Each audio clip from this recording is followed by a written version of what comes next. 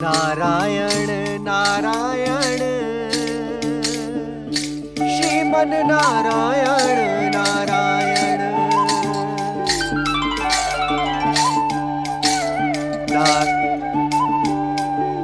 अरे ब्रह्म ज्योति।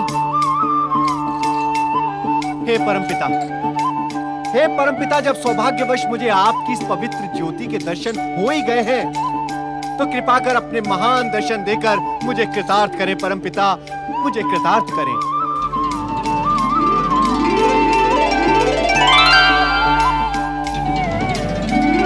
नारायण नारायण। विश्राम के समय इस प्रकार कहां भटक रहे हो नारद? परमपिता, भटकना कैसा? भक्त तो हर समय अपने भगवान को ही खोजता रहता है। नारायण नारायण। इस प्रकार क्यों नहीं कहते नारद कि तुम्हारी जिज्ञासा के बढ़ते आकार ने तुम्हारी रात्रि की निद्रा भी छीन ली है? हाँ परमपिता, ये मेरी जिज्ञासा का ही परिणाम है कि जन कल्याण में लगी मेरी भावना मुझे आप जैसी परम शक्तियों के सहज ही दर्शन करवा देती है। मैं तो अपनी जिज्ञासा को शत शत धन्यवाद ही दूंगा। नारायण नारायण। उचित है, तुम अपनी जिज्ञासा को धन्यवाद दो। मैं ब्रह्मलोक प्रस्थान करता हूं। परमपिता, जब सौभाग्य से मुझे आपके दर्शन मिल ही गए हैं तो मेरी जिज्ञासा का शमन करते हुए मुझे इतना भी बता दें कि आप आ कहां से रहे हैं? हम प्रजापति दक्ष को परामर्श देने गए थे नारद, किंतु उसने हमारा अपमान किया। नारायण नारायण। परमपिता, अहंकार करना एवं हरेक का अपमान करना तो भैया दक्ष का स्वभाव बन गया है। इसमें आश्चर्य कैसा? परंतु इसका परिणाम शुभ नहीं होगा। अहंकारी का परिणाम शुभ हो ही नहीं सकता परमपिता। किंतु दक्ष कन्याओं का भविष्य क्या होगा परमपिता? तुम्हारी जिज्ञासा ने प्रश्न बनना आरंभ कर दिया है तो सुनो नारद, अपनी दिव्य दृष्टि से दक्ष कन्याओं का भविष्य देखकर हम स्वयं चकित हैं। नारायण नारायण। परंतु यह समय उस भविष्य को बताने के लिए अनुचित है। केवल इतना जान लो, महादेव शिव और प्रजापति कश्यप ऋषि प्रजापति दक्ष की जामाता बनेंगे। किंतु परमपिता। अपने किंतु के लिए भविष्य की प्रतीक्षा करो नारद। परमपिता।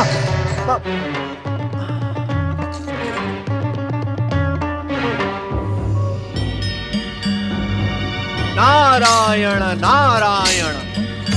ओम महागणेशाय नमः स्वाहा। ओम महागणेशाय नमः स्वाहा। ओम महागणेशाय नमः स्वाहा। नारायण नारायण श्रीमन नारायण नारायण नारायण। ओम महागणेशाय नमः स्वाहा। ओम ऋषि कश्यप। महागणेशाय नमः स्वाहा। नारायण नारायण। प्रणाम देवर्षि। कश्यप आश्रम में पधारकर आपने हमें धन्य कर दिया है। आपका स्वागत है देवर्षि। आपने यहां पधारकर मेरे सौभाग्य में वृद्धि की है देवर्षि। ऋषिवर, जिस पर परम देव श्री महागणेश की कृपा दृष्टि हो उसके सौभाग्य में भला ये नारद नारायण नारायण क्या वृद्धि कर सकता है? ऋषिवर, श्री महागणेश तो प्रथम पूज्य, रिद्धि सिद्धि एवं सौभाग्य के दाता है। देवर्षि, आपके देव ज्ञान के सम्मुख कश्यप शून्य है। आप आदेश दें, मैं आपका क्या प्रिय कर सकता हूं? ऋषिवर, क्या आप अपने विवाह के संबंध में परमपिता ब्रह्मा जी की भविष्यवाणी से अपरिचित हैं? परिचय का प्रश्न तो तब उठता है देवर्षि जब हम अपने विवाह के संबंध में इच्छुक हो। नारायण नारायण। अर्थात ऋषिवर, आप भी एक भक्त अपने संबंधों को लेकर चिंतित क्यों हो देवर्षि? श्री महागणेश जी की जो इच्छा होगी उसे ही हम उनका प्रसाद समझकर स्वीकार कर लेंगे?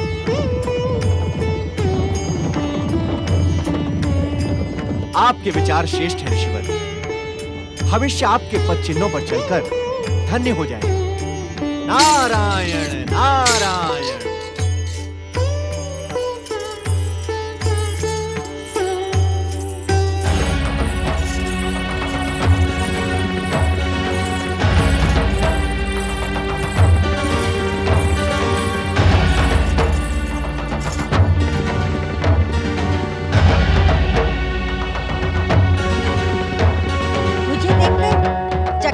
आवश्यकता नहीं है ऋषिवर।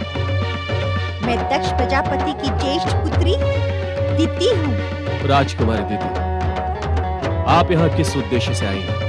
देवर्षि नारद के जाने के पश्चात भी क्या इस प्रश्न की आवश्यकता है?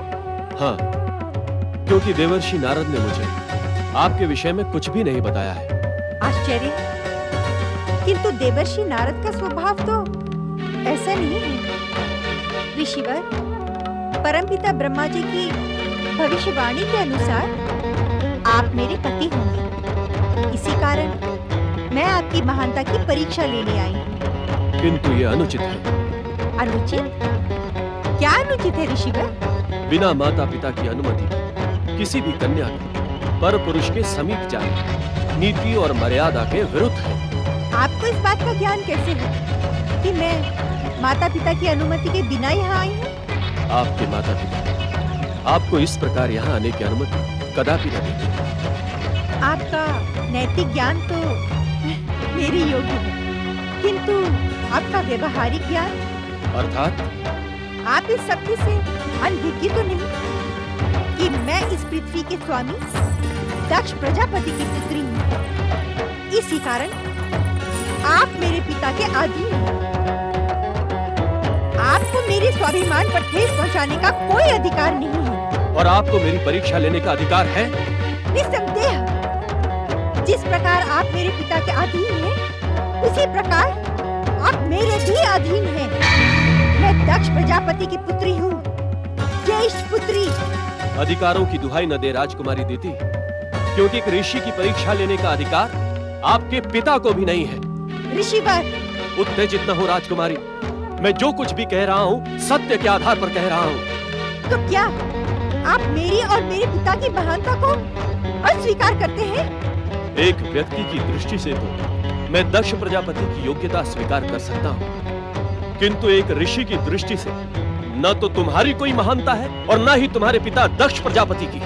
ऋषिवर, मैं आपको अपनी महानता स्वीकार करने पर विवश कर दूंगी।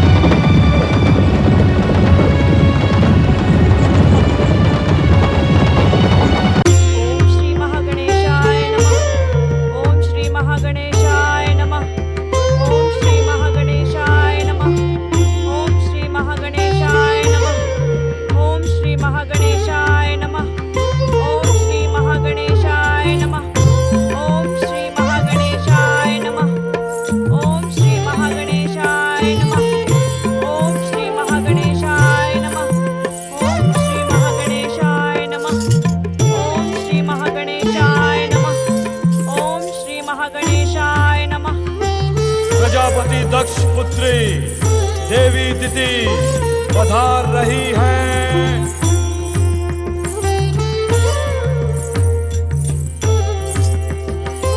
मुझे आप दोनों से कुछ कहना है। अवश्य कहो पुत्री। आपको मेरा विवाह ऋषि कश्यप प्रजापति के साथ करना होगा। ऋषि कश्यप प्रजापति? हाँ। दिति, तुम्हारा विवाह किसके साथ होगा इसका निर्णय हम करेंगे। तुम्हें अपने पति के चुनाव का कोई अधिकार नहीं है। उत्तेजित न हो पिताश्री। मेरा निर्णय परमपिता ब्रह्मा जी की अटल भविष्यवाणी से जुड़ा है। न तो हम तुम्हारे निर्णय को महत्व देते हैं, न ही ब्रह्मदेव की भविष्यवाणी को। होगा वही जो हमारी इच्छा होगी। आप मुझे निर्णय बदलने के लिए बाध्य नहीं कर सकते पिताश्री। तुमने सुना नहीं दीदी? इस बात का अंतिम निर्णय हम स्वयं करेंगे। और हाँ, अब इस विषय पर चर्चा की कोई आवश्यकता नहीं है।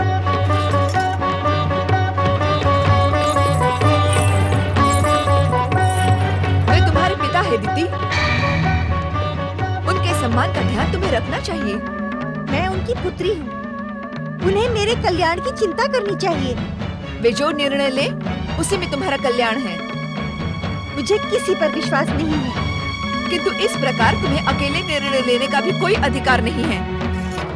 जो प्रश्न मेरे भविष्य से जुड़ा है, उसकी चिंता करने की अनुमति भला मुझे क्यों नहीं है? ये हमारी परंपरा नहीं है। मुझे परंपराएं तोड़ने में आनंद आता है माताश्री। किंतु ये अनुचित है। क्या अनुचित है और क्या उचित, ये मैं भली भांति जानती हूँ। दीदी, मैं अपना निर्णय किसी भी मूल्य पर नहीं बदलूंगी। कश्यप ऋषि के साथ विवाह करके मैं उनका अभिमान खंडित करूंगी और अपनी महानता सिद्ध करूंगी।